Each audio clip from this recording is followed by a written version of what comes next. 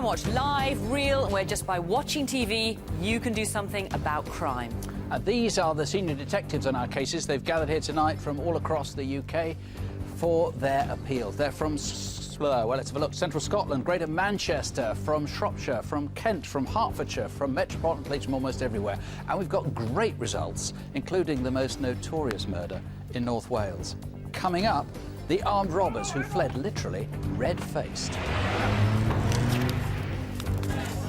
The two men spiking women's drinks to abduct and rape them. It was just almost like walking into a furnace. My body just went really hot, so much I was dripping with sweat, and that's all I can remember. In memory of Adam, how intricate forensic science has revealed new clues on a mystery body in the Thames. Our first film is simply brimming with clues, but the best ones are these efforts. Two Mediterranean-type men, one with a foreign accent, perhaps both of them with a foreign accent, we're not clear. Both, though, in their 20s, one with a red Fiesta, and with access to a smart flat in North London.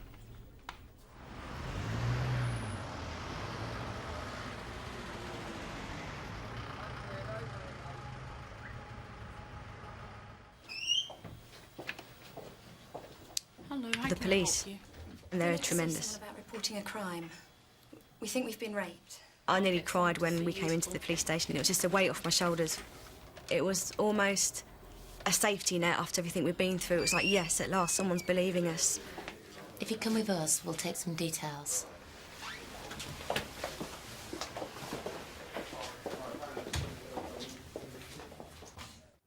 Let's start by going through everything right from the beginning. We've been trying to piece everything together, but it's really hard. We think we must have been drugged.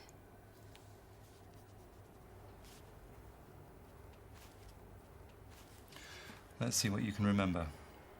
It was last Saturday. We met up around 8:30 for some drinks on Upper Street. Islington was very alive. Bars and clubs were just getting busy. It was a feel-good feeling, because I think, yeah, it was the weekend, so everyone was, you know, up for going out and having a few beers.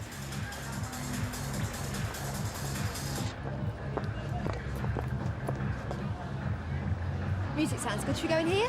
It's £4 after 10. Just pay at the cashier for us, please. We went and got a pint of beer, and within about 5 or 10 minutes, it was just like these guys came beeline up to us. I can remember talking to my friend, and in the next glimpse, turned round and they were there. I'm Hamid. You are? He was about 5'6", 5'7", medium built. He seemed quite muscly. He had olive skin and very high cheekbones. So, what do you do for a living? I work in marketing. What do you do?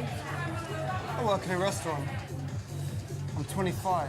I'm from the north of Cyprus. Straight away, his mannerisms with me. No, put me off. He was too forceful. He just assumed far too much. I'm assistant manager at a pizza place near Baker Street. He had spiky dark hair and he was stockier built. Their accents were Mediterranean. I'm gonna buy you a drink. Why not? We didn't even like these guys. We just thought, hey, why not have a tequila? It's free. I went to Beach to get the tequila, and the guy wouldn't let me have the one that was nearest me. He gave me another one.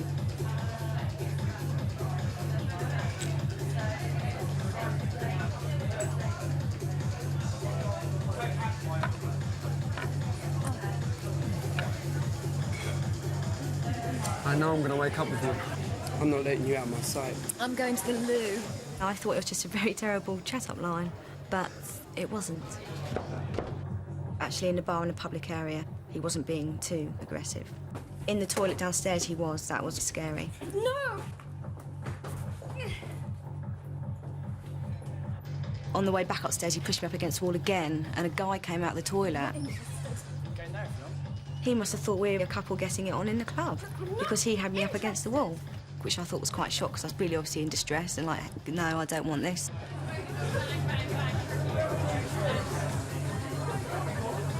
Quite a nice crowd in there, I thought. It all seemed to be very big groups. I can remember actually speaking to a guy who mentioned a stag night, but that wasn't for very long, because Hamid got stressed and pulled me away. And me and my mate were looking at going at that point because they were doing our heads in, these guys, which was a shame because we wanted to stay there because it was a nice place. Have another drink. No, we're meeting friends. I've just bought one. You must have it. We were going to leave anyway, so we just thought we'd have this tequila and get rid of them and go. It was just almost like walking into a furnace. My body just went really hot, so much I was dripping with sweat. And that's all I can remember, literally. It's just like the curtain coming down, I can't remember anything. I didn't wake up, I came round. It was really quite strange. We were in a bedroom. My mind suddenly started to function, I think, but my body wouldn't. I felt numb still. Get your stuff together. It wasn't till he threw me my clothes, then it started to dawn on me, the rape thing. This isn't right, this shouldn't have happened. I firmly believe I was raped by one of the guys, but it may well have been two. I woke up in one room, my friend woke up in the other. She can remember having sex with the one that I was having sex with. And then I can remember feeling really dazed, really not knowing what's going on. It was a nice flat. It could almost, I suppose, be seen as a designer flat. The walls were very bare, very white, like a 60s style tanned sofa, which was leather. It only looked half lived in. The sofa was here, and when we left, we had to walk down 3 flights of stairs. Come on, we'll have to go to work. Tell me what happened when they got you outside. They walked us to a red Fiesta. It was in an open-plan car park, in the middle of about 3 or 4 low-rise blocks. It's almost like a bad dream. You're trying to piece together things you don't even know. My friend found her glasses case, and that's how we realised we were being in the car. We couldn't remember being in the car. I can't remember being in any car. We drove for 5 or 10 minutes, and then they dumped us outside Hampstead Tube Station. Which direction did you come from? Up this way. The tube was on our right.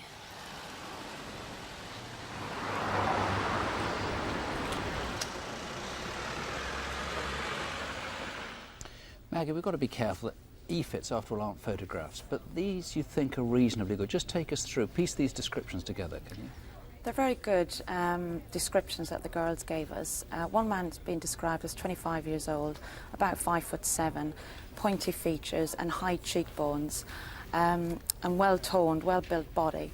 And he called himself Hamid, Mediterranean in appearance. And the other chap was about 5'6", slightly smaller, stocky build, again Mediterranean in appearance. He said he worked in a pizza restaurant in the Baker Street, Marylebone area. And they both indicated that they probably came from northern Cyprus. Which would make them Turkish Cypriots. But possibly, I mean, yes. Do you believe that, or is this just a yarn they spun, the girls? It could be a yarn that they've spun. Equally, it could be true.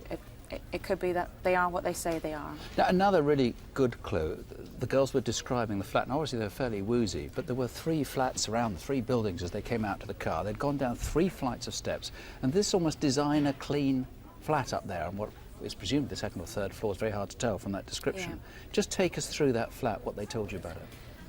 They've mentioned some quite interesting detail about the flat. There's a living room. They've mentioned a 60s-style tan-coloured leather sofa, and they said there was a coffee table there with a big box of condoms. They mention, or they remember the condoms on the table. I mean, you don't go into most people's flats and find a big box of condoms. So anybody else who'd been in that flat must have seen that, or even if it was kept in a cupboard, they must know these 2 guys and know somebody that keeps They might remember that. There might be a detail that they remember or jog somebody's memory. There was also a bedroom, a large bedroom, with a bed that had a wrought iron headboard, which they remember particularly. And then there was a smaller bedroom with a small bed in the corner under the window with a blue cover on it. It was a 2-bedroom flat. Now, where they were taken from, the Matt and Matt bar, I mean, they actually quite liked the bar. That wasn't involved in this in any way, except this is where it took place. Yeah. Now, taking place there at the same time as a stag party, have you found any of the people who were at that? We haven't, and we're very, very keen to trace anybody who was at the stag party, the man whose stag party it was, or anybody who was in that pub on the night in question. Which is the 18th, Saturday the 18th of May? Saturday the 18th, that's right, yes. Now, the red car they went away, we used an old Fiesta, red Fiesta in the reconstruction. You don't know the registration number, the girls didn't get that, but you're pretty clear about the type of it. It was an old-style Fiesta, an old box-style Fiesta. And when this car took them from the flat to Hampstead Tube Station, it was about a 10-minute ride on a Sunday morning. So perhaps that's something that somebody might think about. You're absolutely convinced, so your colleagues, that the girls are absolutely telling the truth about this. This really happened. Yes. And the worrying thing is that the way these men behave, one suspects that this has happened before, maybe several times before. It may have happened before, and if there's anybody else out there that recognises the e-fits or anything that's come up in the reconstruction, or even a line that was mentioned to one of the girls in the bar, "I'm going to wake up with you tomorrow," or something along that line. Perhaps that's a line that's been used before. OK, it's a horrible crime, and it's one that, obviously we're worried, is going to happen again unless people ring in tonight and tell us how to find these two men. Call us here in the studio on 0500 600 600. If you feel yourself have been attacked by these men, there are people here trained to be very sensitive. Please do call us. Or you can call the instant room on 020 7421 0189. Now to Detective Chief Superintendent Jeremy Payne of Sussex Police. CCTV has been getting some bad publicity of late, but for us it's a godsend. Even the grainiest of pictures have hawk-eyed Crimewatch viewers reaching for the phone. A cashier at a service station near Gatwick in Sussex must have been terrified when these men jumped over the counter. One of them threatened him with a knife, the others stole cash and phone cards.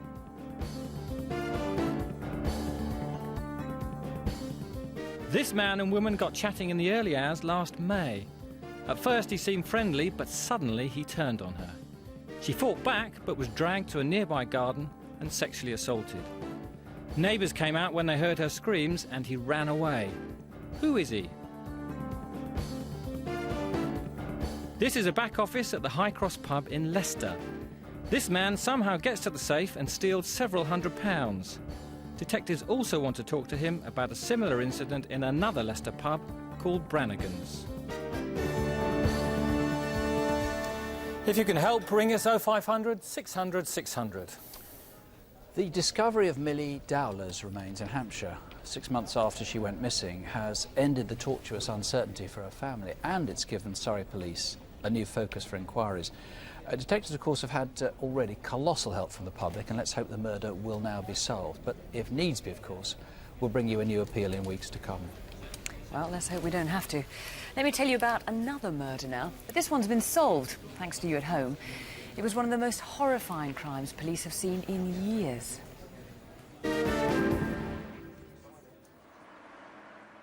Anglesey and the Menai Straits. Last December we appealed on a murder that was so unusual and so horrific that police had withheld many of the details. Mabel Leyshon, a 90-year-old, had been killed in her own home. Mabel! A friend had gone round as usual on the Sunday, but couldn't get an answer at the door. Oh my God. Police found Mrs. Leyshon sitting in a chair. She died after being repeatedly stabbed. What they didn't divulge was that her heart had been cut out and left at the scene. Blood had been removed, and 2 fireside pokers had been laid out in a cross. They were concerned that if they revealed all these details, it might cause panic, but they had other reasons too. There is always going to be a need to hold information back so that there's a unique relationship between the senior investigating officer and his or her team and the offender. Some bit of information that only those people will know. But when the leads all came to nothing, the detective superintendent decided the bizarre clues were his best hope. It was an opportune time to release information about the removal of the heart, and I was looking at any locally based incidents of an odd nature that the community might wish to tell us about. But it clearly is delusional, it is strange behaviour, and I would expect that the individual responsible has demonstrated some strange behaviour in the community prior to the killing. Do you think he would have known Mabel? The thoughts are that there would have been some prior contact with her, not necessarily close contact, but he would have been aware of her and the location. 160 calls came in, 2 of which told the police to look at an incident reported to them earlier that year. It involved a foreign student, a German girl who was staying temporarily in the area, that had befriended a boy who was also living in the area. He had suddenly started behaving strangely and invited the girl to bite his neck. He also talked about immortality, he talked about vampirism, and that vampires should bite old people, suggesting that they're going to die anyway. That information was extremely useful to me in my inquiry, and as soon as we were able to identify who the person was involved in that, we were knocking on his door. He was Matthew Hardman, a 17-year-old art student, and he fitted the profile in many ways. He was local, he lived only a quarter of a mile away from Mabel. He knew her by name, and as he delivered her local paper, he also knew where she lived. A teenager's been arrested in connection with the murder of a 90-year-old woman on the Isle of Anglesey. Matthew's computer was seized, and we were able to show that he had been accessing internet sites dealing with vampirism, dealing with cardiovascular system of the body, and also, interestingly, dealing with DNA. From footprints left at the scene, police were able to draw up an impression of the offender's shoes. Matthew Hardman's were identical. Then Mabel's DNA was found on a knife in his coat pocket. And finally, traces of his DNA were found at the murder scene. He pleaded not guilty, but the jury was unanimous. He was convicted in August this year and given a life sentence.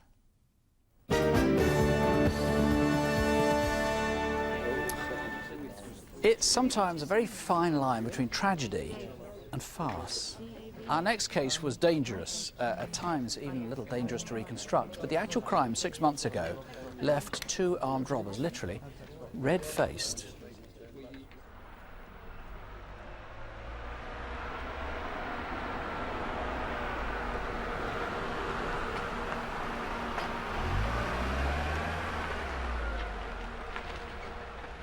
A dark car, possibly a Scorpio like this, was seen parking at 8:30 one Tuesday morning.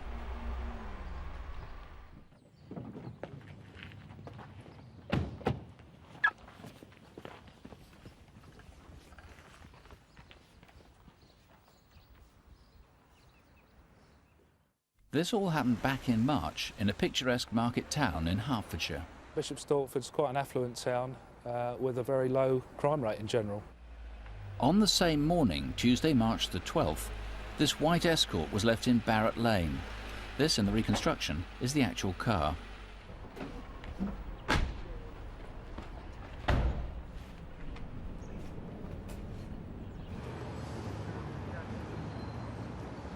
One witness has told police he saw 2 men walking around the town, acting suspiciously. He placed them in North Street around 10 o'clock.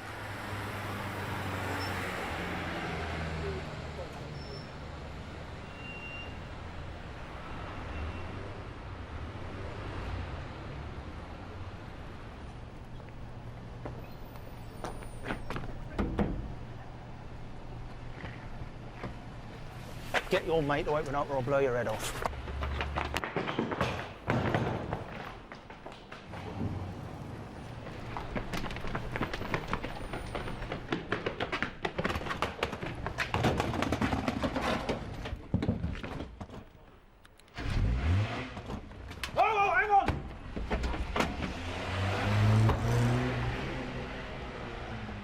Several people saw the Escort driving recklessly through one-way streets, and one was afraid for her life.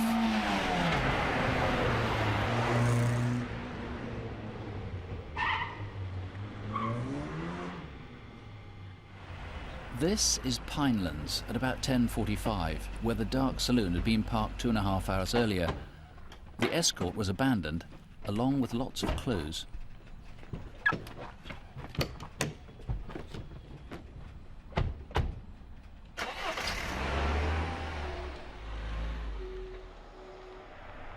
The Scorpio turned left onto the Newport Road in the direction of the M11 roundabout, where it encountered heavy traffic.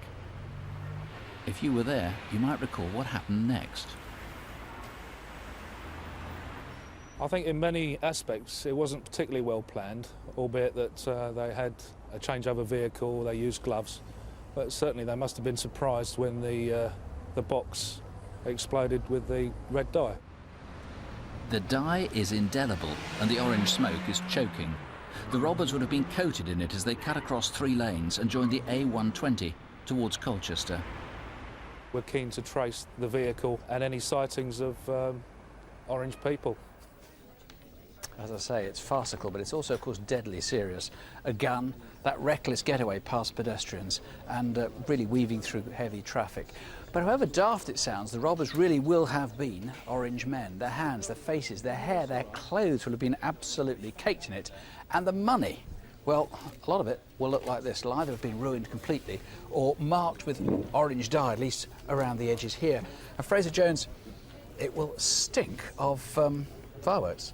It will. It's absolutely acrid smell. And so will their car, presumably, because that'll have been covered in red dye, and the lining will, and that stench will have been in it for ages. The car would have been very smelly. It will have been stained for some time, even right up to the current day. What about the guys themselves? How long would they have been stained? We believe for about 48 hours, depending on what solvent they've actually used to get it off their skin. And their hair as well? Their clothes will be saturated with this dye. Some will have seen them like that. OK, so there are people out there who definitely know would have stolen this stuff. They're left behind a whole bunch of items, as we showed. Now, some of them, let me just show you this first of all. You can explain this to us. This broken Volkswagen key, that was left behind in the white car. That was left behind in the white Escort. That's an old-fashioned key we believe fits a Golf, which is obviously not the key for the car. Does anybody recognise that or can put that together where that came from? We saw this glove dropped. I'm not going to bother to take this out of the specimen bag because we don't want people ringing about gloves. But what's the significance of that glove and this rather ordinary-looking bag? Well, perhaps on their own, not a great deal, but certainly in that vehicle, all those items together, or outside of the vehicle, all those items together, may well jog someone's memory. Of course, one thing you haven't found is the original of this, the thing that exploded and caused all that red dye. This will all be covered in red, of course. Now, it's jolly heavy, and it's pretty indestructible plastic. It is, and that box will be out there somewhere. It might be that someone knows where that is but doesn't know the significance of it. They might be walking their dog past a ditch. It may be abandoned somewhere that perhaps someone knows. Because of the chase, because of their driving, they did attract a lot of attention to themselves. Do you think there are witnesses out there who haven't come forward, or does pretty much everybody in Bishop's Stortford and around there? We're fairly confident we've traced the vast majority of the witnesses to the offence. We're always happy and keen to hear of people who might be able to help us further, though. The white car. Now, you've traced that, of course, you've recovered that because we used it in the reconstruction. Where did it come from? We know that car was bought in a public house, a tollgate public house in the Beckton area of East London, by two men for £50. Beyond that, we know nothing of the movements, and we're hoping there's someone out there that can help us. And the dark car, which we think is a Scorpio, we're not entirely sure. The dark car is still out there somewhere. I believe there may well, to this day, be staining on that vehicle, particularly in difficult-to-reach places, perhaps the window seals, perhaps a cigar lighter, etc. Well, I suspect that the robbers aren't Crimewatch viewers, or they'd have known that money boxes like these are routinely booby-trapped with smoke bombs. Let's really trap them this evening. Who were the orange people? Where are they tonight? There's an £85,000 reward for the first correct answer that leads to a conviction. 0500 600 600. Now, let me just update you on some of the calls we've been getting in. Do you remember the first case we showed you, the case in Islington in North London? Two girls who'd had their drinks spiked and they were then raped. It's a very difficult case for the police because the girls were drugged, so they can only remember fragments. We've had a fantastic response on that. A possible witness has come forward from the bar that night. That's key. A lot of people who are linking these two men with the St John's Wood area. They've been given names, locations where these people may work, where they may live. That area is very close to Islington, where the girls were picked up in this bar. Two women have come forward who believe the men, it may be the same men who did the same thing to them. The police are obviously going to be trying to get back to them. And they get a possible sighting of both men in a nightclub in Camden, which is just up the road from Islington. So a very difficult case, but some fantastic information coming in. Keep calling if you know any more about that case. This next case should be familiar to you. We've appealed on it on Crimewatch. It's had a lot of attention in the national press. It's had a profound effect on the officers investigating. They've held their own memorial service to the victim. They're utterly determined to find his killers. It's just over a year since the torso of a young Afro-Caribbean boy was discovered in the Thames. Police named him Adam, and last Saturday they placed a wreath in the river at the spot where his body was found. His limbs and head had been severed, and thanks to information from Crimewatch viewers in our last appeal, police are now sure it was a ritual killing. During the investigation, Met Police travelled to South Africa to meet a shaman, a kind of witch doctor, and no less a person than Nelson Mandela appealed for public help. If anywhere, even in the remotest village of our continent, there is a family missing a son of that age. Please contact the police in London. Well, now some extremely detailed forensic work has given police new and quite specific lines of inquiry. Now, Will, the kind of detective work you're doing now is unprecedented in any murder investigation anywhere in the world, isn't it? That's right, it's unique and groundbreaking. Basically, we've pulled together scientists from various different disciplines and given them a task, really, to try and find out where Adam came from. And these are the type of scientists that don't normally work on this type of case. They're from various different backgrounds, but some of them deal with archaeological remains and normally work on TV, like programmes like Time Team. So we gave them a task and they succeeded. Were you able to find out where you think Adam, as you're calling him, may have come from? Yes, they're very, scientists are very certain he could have come from one of three particular areas of Precambrian rock, all in West Africa. Now, the first of these is centred in the middle of Nigeria, the area around the Jos Highlands. The one to the west of Nigeria, Yoruban Plateau, goes into Benin and Togo and just touches into Ghana. And the one to the east just goes into Cameroon as well. Now, how were you able to be so precise? Well, there's two things. First of all, we looked at the DNA, and we looked at the mitochondrial DNA, which is inherited down the maternal line, and the Y chromosome DNA inherited down the paternal line. Both of these point to an ancestry of West Africa. Secondly, we've looked at the bone in some detail, and the chemical composition of the bone, which reflects the diet of the child, therefore reflects the geology of the land where he was brought up. And our scientists are now quite certain he's from one of these three areas, only these three areas in the world. It's absolutely amazing how you're able to piece this all together. And then you think he came to England while he was still alive? That's right. Other tests on bone tissue say that he was probably a very recent arrival, but into the UK. And then we've looked at the pollen content of his gut. And that shows you that he was, what, in the southeast of England? Absolutely. That shows that he breathed in air that's in the southeast of England in the days before he died. Now, when you scientists looked at his intestine, looked into his gut, and you found all kinds of something that made up a potion, a kind of concoction in there. That was amazing, really, and we didn't really expect it. But what we found there is various items, very different ingredients have been pulled together and basically force-fed to the child. Now, we've got some microscopic slides, the kind of things you found. First of all, fragments of bone. Let's take a look at that. Where would that come from, do you think? We don't know. This is ground-down bone, and it could be animal bone, but even more bizarre, it could even be human bone, and we're trying to find that out. But there's a big quantity of that in his intestine. And then another thing was clay, little pieces of clay with little fragments of gold in. What about that? Yeah, the scientists have described these as again, unusual. They're pellets of clay embedded with pieces of pure gold, and we can give no explanation for that, logical explanation of why they should be inside the young child. And that, again, this is some part of this potion, as you think it was? It was certainly mixed together with some vegetation and the items you saw earlier, and combined and force-fed to the child. Well, let's look at the vegetation as well. We've got a microscopic slide of that. This isn't going to mean a whole lot to viewers unless, I imagine, they have some kind of scientific or specialist knowledge, and those are the people you're hoping to hear Absolutely. from tonight. Do you know anything about this at all? No, we don't. We're still trying to find out what item of vegetation that is, but it's the whole principle of putting vegetation with these other items together that people from some of the cultural communities can help with. And there's finally one other thing, again, a total mystery. There's little fragments of, what is this, quartz? Yes, absolutely. We've employed geologists on this, and they're baffled with this, which is amazing. Some of the top geologists in the land, and they just cannot source this item. So anywhere in the world? Anywhere in the world. So we're asking for any scientists out there who can help, or someone who can put the combination of all these ingredients together and make some sense to it. All these ingredients put into a potion, you think probably in northwest Africa. I think that's where he came from. We think that's where he came from. We probably consumed this potion, or we know he consumed this potion probably in the UK. We know that from tests on his body. Now we think that someone in the African communities can put some meaning to it and can help us here. OK, well, where did those ingredients come from?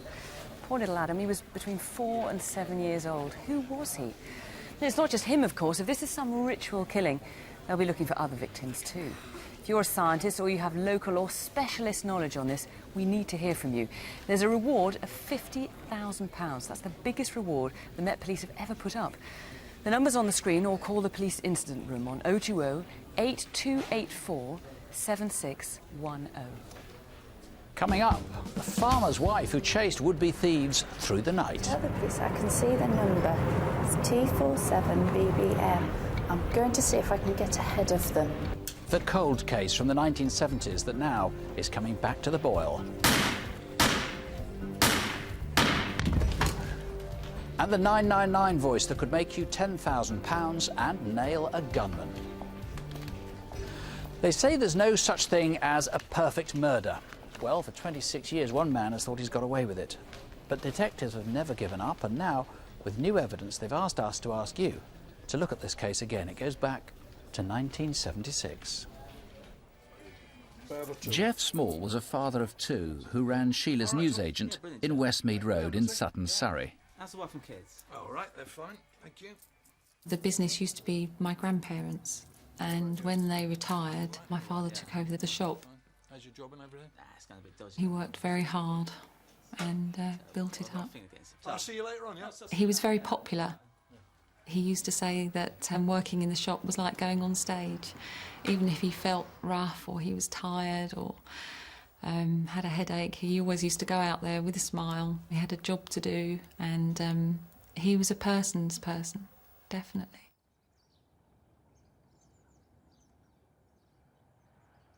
My father used to get up early in the morning because the papers would be delivered to the shop. All his friends and all the people that lived locally knew that he had his routine. They would know what time the shop would open, what time the shop would shut. Someone must have gone in through the side gate of the shop.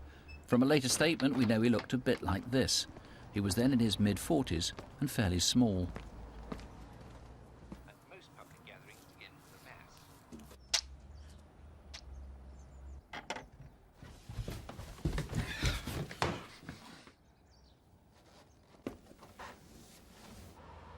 We used to live where the shop was, but we just moved away. We wanted to have a separate home away from the shop premises so that we could feel like we had somewhere to escape to and be a proper family together. And he achieved that. But in fact, we'd only been there a month, so he really didn't live to appreciate it, which was very sad. Not many people knew they'd moved out of the shop, nor that while the shop had an alarm system, it didn't protect the rooms at the back.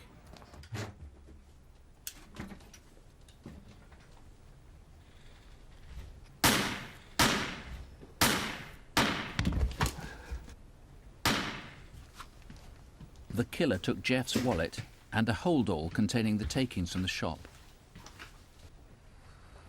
He did have a couple of regular customers that were coming off night shifts and things, and although he wasn't really open, he always used to let them in and serve them. Morning. Good morning. He was wearing a check jacket and dark trousers, and the witness said he was slim and only 5'5".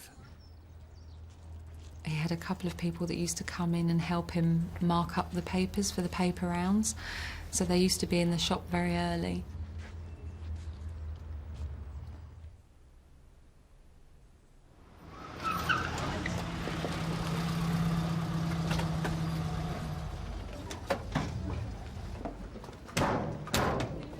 Thank you, everyone.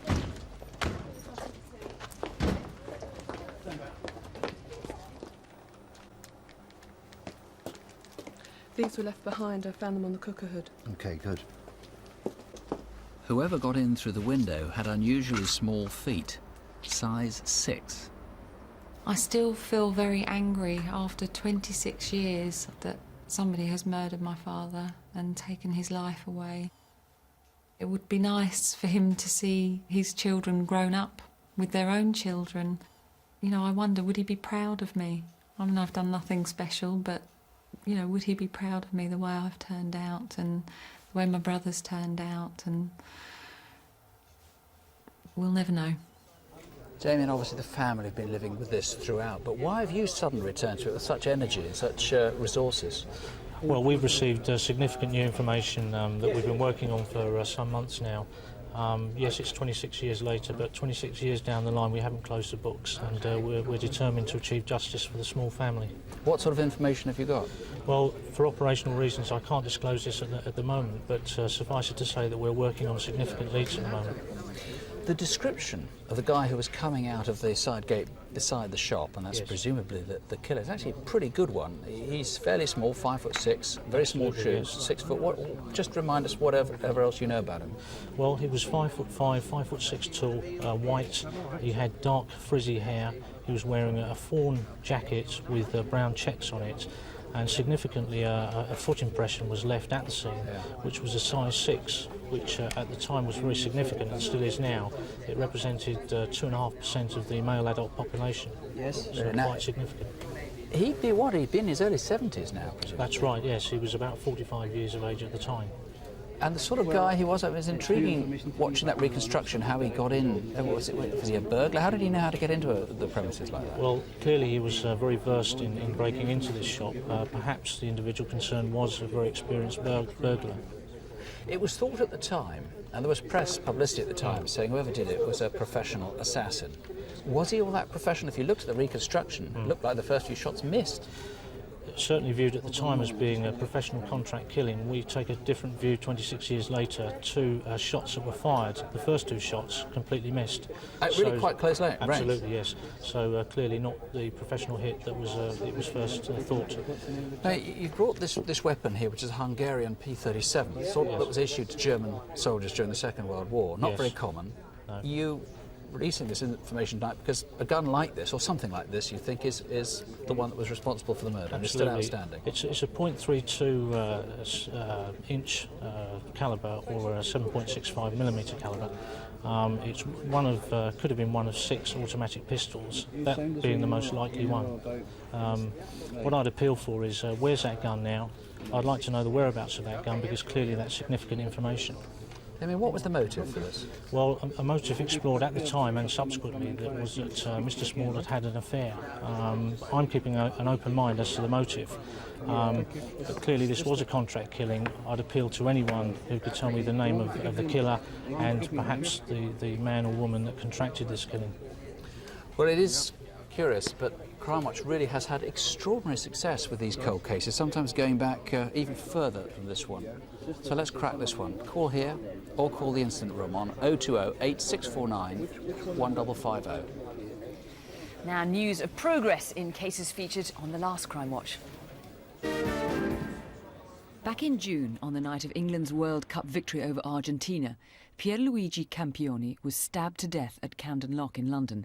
We showed CCTV, and 3 viewers called in with names. As a direct result, 3 men have been charged with Pierluigi's murder. Martin Williams was wanted in connection with the abduction of an 18-year-old girl. Several viewers called in with his whereabouts, and within a week of the programme he was arrested in Avonmouth near Bristol. He's been charged with rape and GBH. Christopher Coulthard was suspected of burgling churches across the country. He saw himself on Crimewatch, was about to hand himself in Kent, but then was arrested on suspicion of similar offences by police in North Wales. We showed a reconstruction of 2 separate robberies on the same bank in St Austell in Cornwall. Independently of the programme, one man's been arrested and charged with one of the offences, but police are still seeking another man in connection with the other. Here he is on CCTV. Who is he?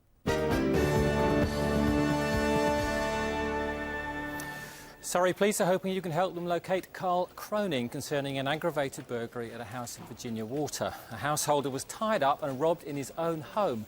Carl Cronin also uses the names Carl Lorenzo, Carl Keys and Conan Cross.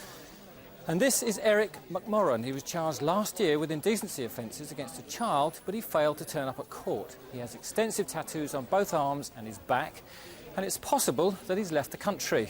Do you know where he went? We're anxious to talk to 51-year-old George Sherlock about numerous serious sexual offences. He was born in Stockport and works as a bricklayer on sites across the northwest England. But he had connections in Ireland and travels anywhere for work. So where's George Sherlock now? Jason McCready was found guilty in his absence when he failed to appear at Northampton Crown Court on charges of GBH, criminal damage and attempted burglary. He has connections in Northamptonshire, Cumbria, Norfolk and Torquay in Devon. He could be dangerous, so please be careful. Now, we need your help to solve another rape involving drugs. I need to trace Sheldon Johnson, wanted in connection with an incident in Bristol this year when a 19-year-old was forced to take a tablet. She was then taken to a house where she was raped. James Tunstall is wanted by my colleagues in Humberside Police. He failed to appear at court in Grimsby in connection with a rape and indecent assault. He originates from the Grantham Newark area where his family still live, but he's known to be travelling around and sometimes works as a carpet fitter. Now Stephen Johnson, wanted for a heartless crime. An elderly gentleman in Uxbridge, who is both blind and deaf, was conned out of his pension and some savings by someone he thought was a friend. Paul Rattray is wanted in connection with what seems to be a case of office rage in the City of London. There was an unprovoked attack on a work colleague at the Deutsche Bank. The victim was slashed in the face with a knife. Paul Rattray was charged with GBH but hasn't been seen since last September. Now, if you can help with any of these cases, please call 0500 600 600. Fiona was telling you earlier on about the response we've had to the Islington drug rape in North London, and it's really been storming in. This is just the selection that's come in the last few minutes. There's probably, 40 just in this pile here. So far, we've had almost certainly more victims of similar attempts at this. Whether they're the same people, we're not sure yet. We've got, I think, 2 witnesses who were in the bar at the time, they say. One, incidentally, has some business cards that she was given by 2 men. Not sure it's the same 2. We've had a whole flood of names come in. We've had flats named in the area. We've had an estate agent who thinks she might know the flat in question. It's all really coming in thick and fast. It's all good stuff. See if you can help with this one. There are 2 men from the West Midlands travelling out to the Shropshire countryside looking for opportunities to steal. It was relatively petty crime at first, but now it's becoming deadly serious. There are 3 cases being investigated by DC Steve Williams here, just come off the phone. He thinks they're all linked. Call back tonight, yeah?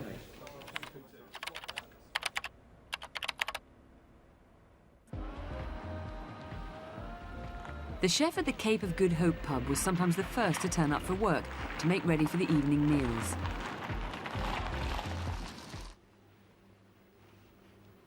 It was just unusual that the gate was ajar when I turned up for work.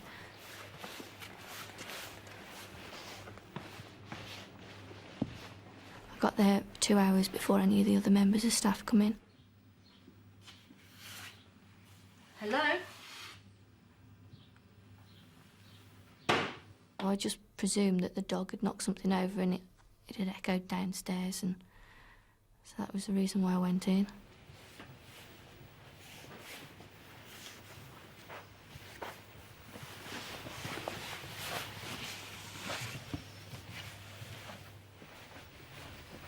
It was obvious that they'd gone out through that door.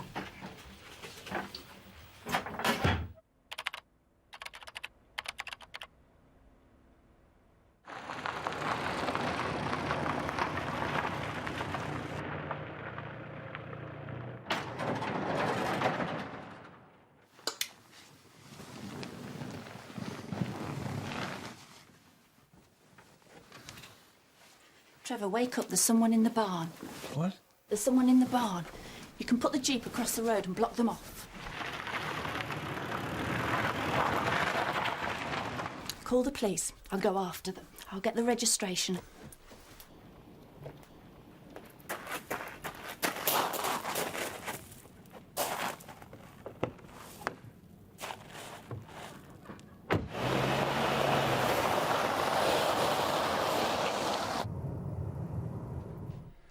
Yeah. If you tell the police I can see the number, it's T47BBM. The number plate was false, copied from another vehicle. But there's no mistaking what they were driving, a blue Astra. They're taking a right up Listley Street. I'm going to see if I can get ahead of them. It doesn't look like they've taken anything. OK. I'm on my way.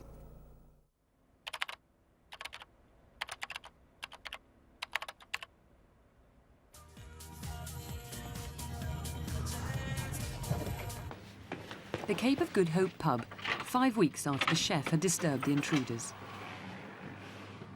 I propped the back door open with a brick because we have to go in and out to the cold room, which is outside.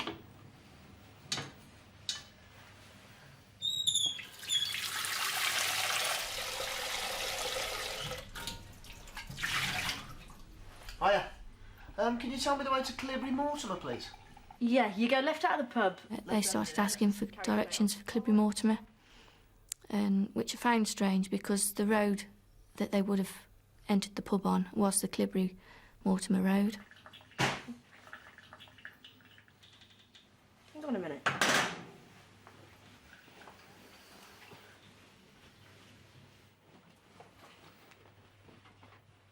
doing? I just thought if I could get to the phone and phone the police and then get outside, that I'd be okay. Be quiet, you'll be all right. I thought he was going to cut my throat. Shut up! Fetch me some tags out that bag, will you? Well, I was hoping that he wouldn't rape me. The knife was very similar to one that my dad used to use for fishing, and that's how I could remember it. Get off me, please! Get off me!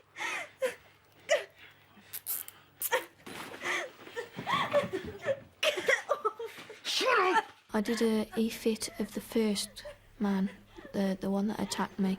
He was roughly 5'3", had a West Midlands accent, and he had like a goatee type beard, what I call a boxer's nose. The second man I couldn't see very well because the pub was in darkness. A neighbour saw two men in a blue Astra van parked outside the pub.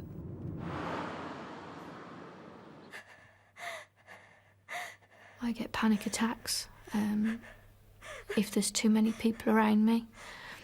What I tend to do is I'm trying to look at everyone's faces, and if there's too many people around and I can't see everyone's face, then I panic because I'm afraid that the one that I can't see might be the one that attacked me.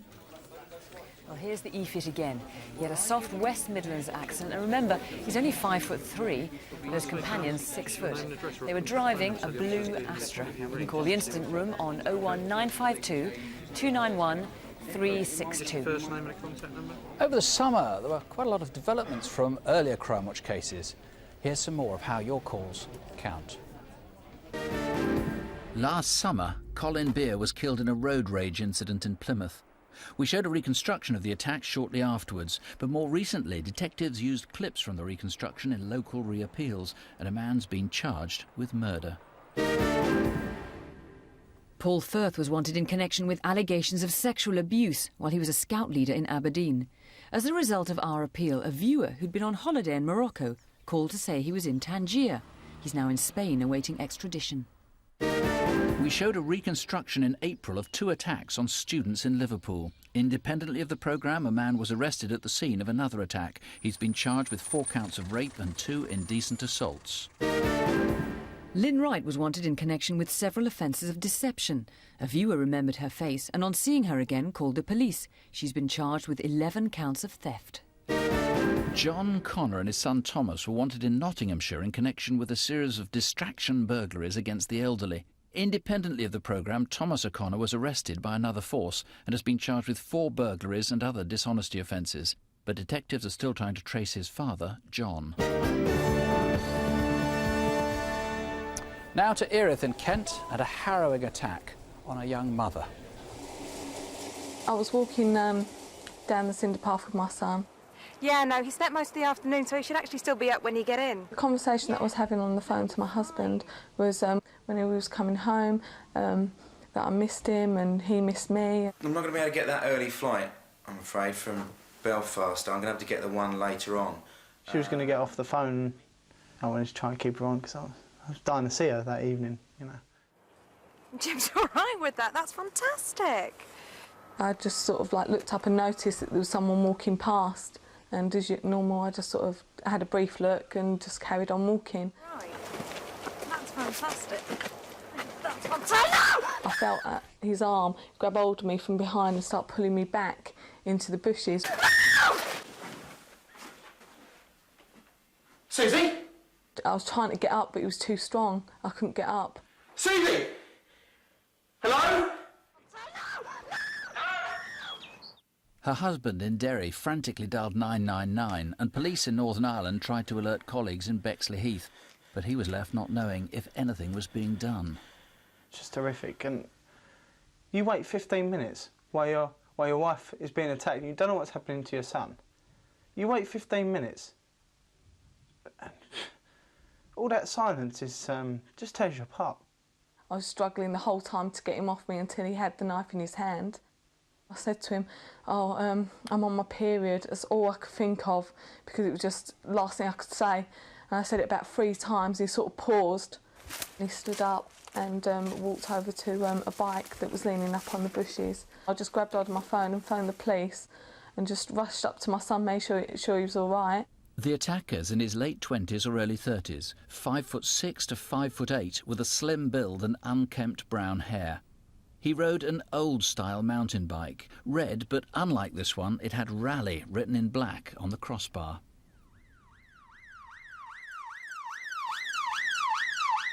What's changed about my life is I'm scared to go out by myself, even during daylight. I can't really take my son out by myself. I haven't done that at all. He was a very scary man, very scary person, and he could do it to somebody else, you know, and maybe they won't be so lucky next time. As she says, maybe you could do it to somebody else. Don't let him, please. 0500 600 600 here, or the incident room on 020 8 284 9246.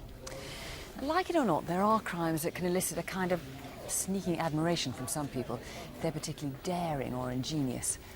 Not this next one. It's the sort that even hardened criminals will be prepared to shop. Appalling violence against someone who was putting up no resistance whatsoever. It was all caught on CCTV in a petrol station in Sale, south of Manchester. I remember nothing of the incident and about 4 days after the event. Last May, Malcolm was working the night shift. The doors are locked, but at the time construction workers were allowed in to use the toilet. The CCTV shows a man who looks like a construction worker getting Malcolm to open the door.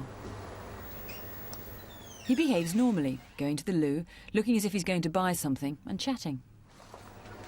He calls Malcolm out from behind the counter, then hits him repeatedly about the head with a metal masonry hammer. He leaps over the counter and lets in an accomplice. They help themselves to cash and phone cards.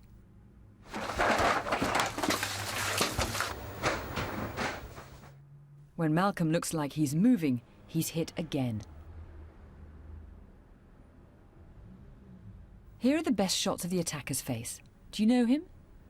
What about his hat? Do you recognise it? An AA man was outside. Don't look at me! Put your head down! He saw the robbers make off in a light blue car, possibly an old Rover or a pre-1990 Honda Ballard. Following the incident, my eyesight's been quite badly affected. Following seeing my optician, I now see very little out of my left eye. I think I would ask the person, if I was able to meet them, why did they do it? Yeah, why did they do it? Just for the hell of it? We haven't shown you the footage of Malcolm being beaten, but believe me, it was an appalling attack. The police are treating this as attempted murder. Maybe the two are travelling thieves using the motorway. This attack was just off the M60. This is the best shot of one of the men.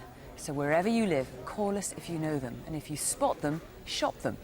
0500 600 600 or 0161 856 7554.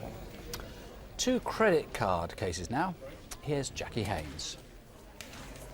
In fact, several wallets and credit cards have gone missing from hospitals in the northeast of England. Shortly afterwards, this man's been seen in various banks using the cards. He sometimes, but not always, wears glasses and has been described as having a drawn face. Who is he? This man looks happy, maybe because he's just withdrawn someone else's money.